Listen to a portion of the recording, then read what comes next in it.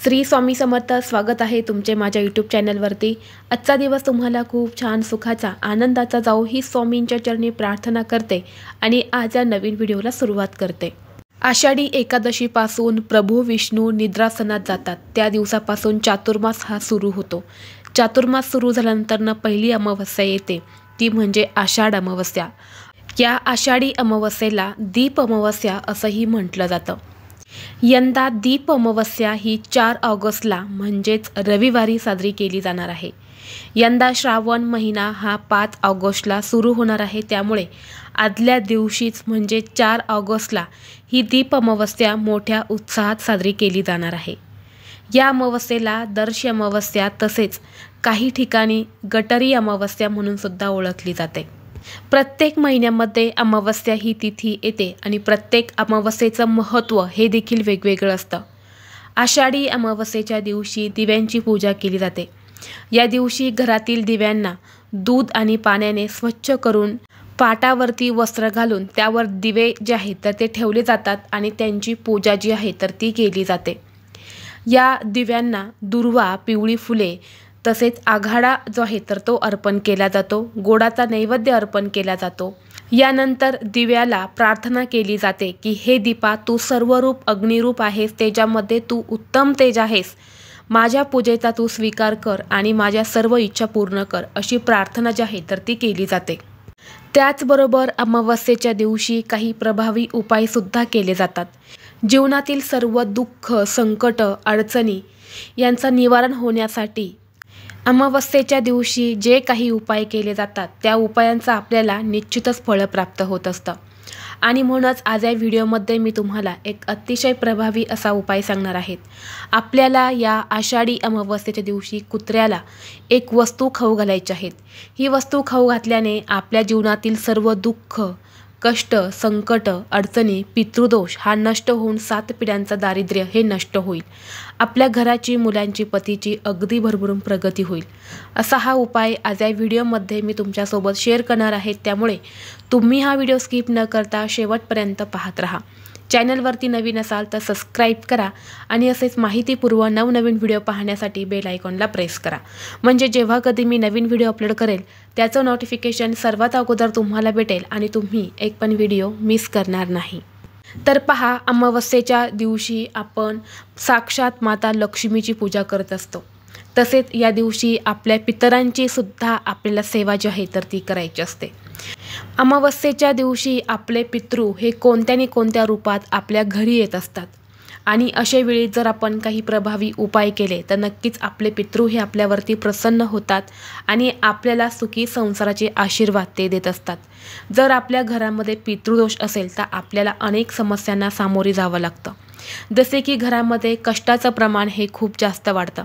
घरामध्ये फक्त कष्ट आणि कष्टच केले जातात, परंतु त्या कष्टातून आपल्याला कुठलाही मोबदला जो आहे तर तो मिळत नाही आणि यामुळे आपल्या घरामध्ये गरिबी आणि दरिद्री जी आहे तर ती वाढत जाते।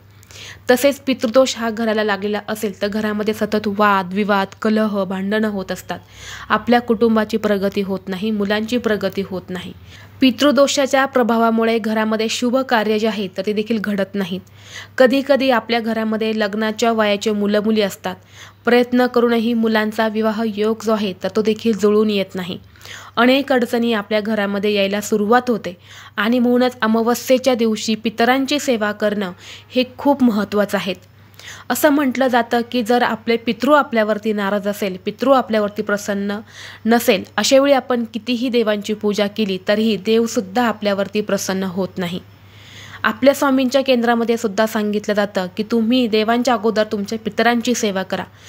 जर तुमचे पितृ तुमच्यावरती प्रसन्न असेल तर देव हे आपोआपच तुमच्यावरती प्रसन्न होतात आणि म्हणूनच आपल्याला पितृदोषाचा प्रभाव हा कमी करण्यासाठी, पितृदोष हा नष्ट करण्यासाठी, जीवनातील अडचणी दूर करण्यासाठी हा उपाय जो आहे तर तो करायचा आहे। आपल्या हिंदू धर्मात काही प्राण्यांना धर्माशी संबंध जोडला गेला आहे।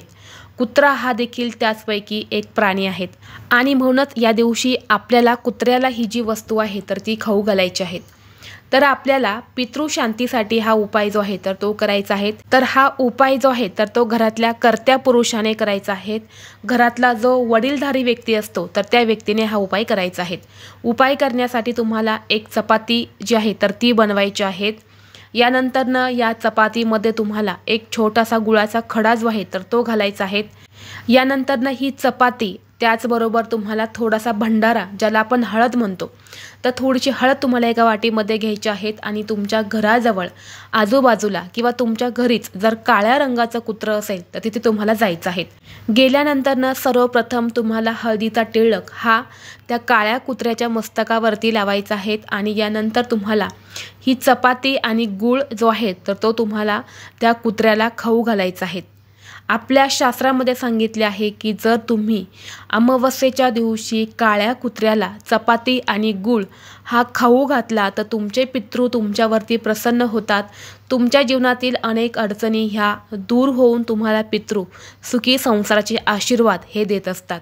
आणि म्हणूनच जर तुमच्याही घरामध्ये अशा अनेक अडचणी असेल तर तुम्ही नक्कीच हा उपाय जो आहे तर तो करू शकता। जर तुमच्या घरी काळं कुत्रं नसेल किंवा तुम्हाला आजूबाजूला कुठेही काळं कुत्रं दिसलं नाही किंवा भेटलं नाही तर अशावेळी तुम्ही काळं कुत्रं सोडून इतर कुठल्याही रंगाच्या कुत्र्याला ही चपाती जी आहे तर ती खाऊ घालू शकता।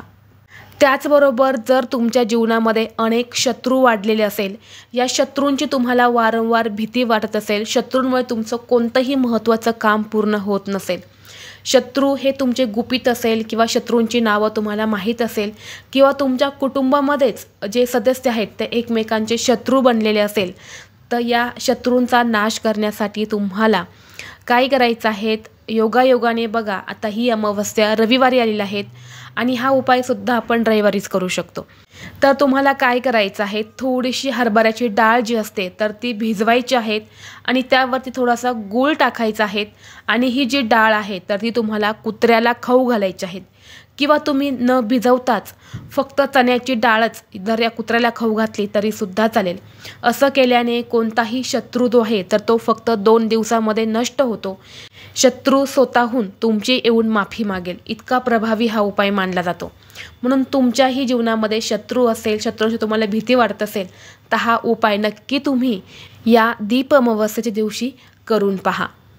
त्याचबरोबर जर तुम्हाला सतत पैशांच्या अडचणी येत असेल, आलेला पैसा तुमच्याकडे टिकत नसेल, तुम्ही फक्त कष्ट आणि मेहनत करत असेल, त्या कष्टातून आणि मेहनतीतून तुम्हाला योग्य मोबदला हा मिळत नसेल, आलेला पैसा हा आपल्या घरातून किंवा आपल्या हातातून कोणत्या कारणातून निघून जात असेल तर तुम्हाला या दीप अमावस्येच्या दिवशी म्हणजेच आषाढी अमावस्येच्या दिवशी दही भात जो आहे तर तो कुत्र्याला खाऊ घालायचा आहे।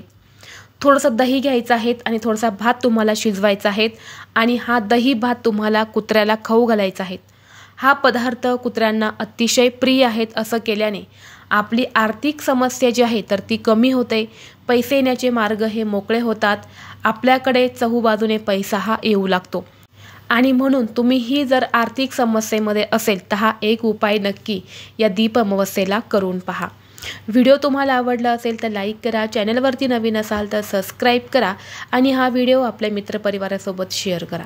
चला तर मग भेटू असंच पुढल्या एका नवीन व्हिडिओमध्ये। तोपर्यंत सर्वांना श्री स्वामी समर्थ।